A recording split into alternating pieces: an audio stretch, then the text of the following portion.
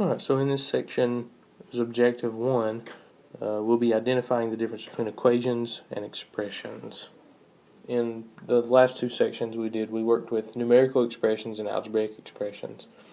In this section we're going to look at equations. So an equation is a mathematical statement that has an equal sign in it and an expression on either side.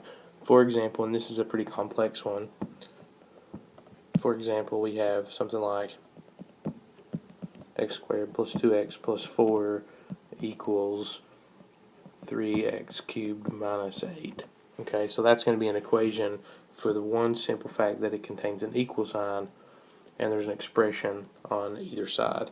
Now we talked about in the last section how to name those, or how to talk about those expressions in terms of what terms they have, and they have some variable terms and they have some constant terms, so we won't get into that again. So mainly we'll be working in this chapter with algebraic equations.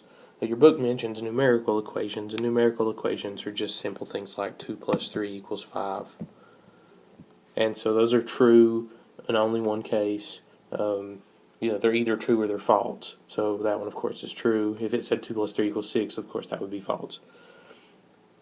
Algebraic equations are neither true nor false until we give a value to the variable, and that's what we're going to talk about in this chapter, how to find values for variables. In this objective, however, the only thing we're really going to look to do is determine whether problems are expressions or equations.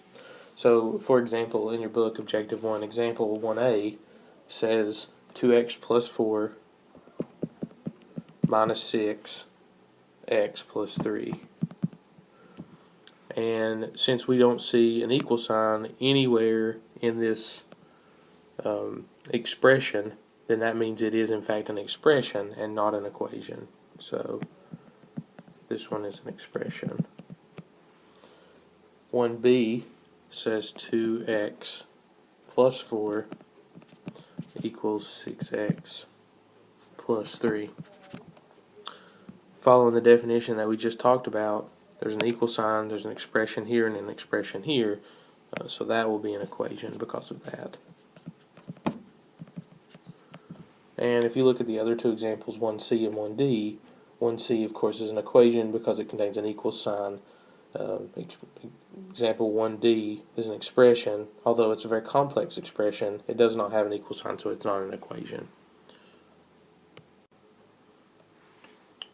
Alright, so for the first part of your assignment, I want you to look at student check number 1 and choose two of those, A, B, C, and D there. Choose two.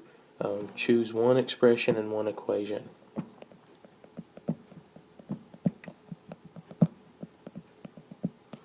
And you'll call this SC1, student check 1.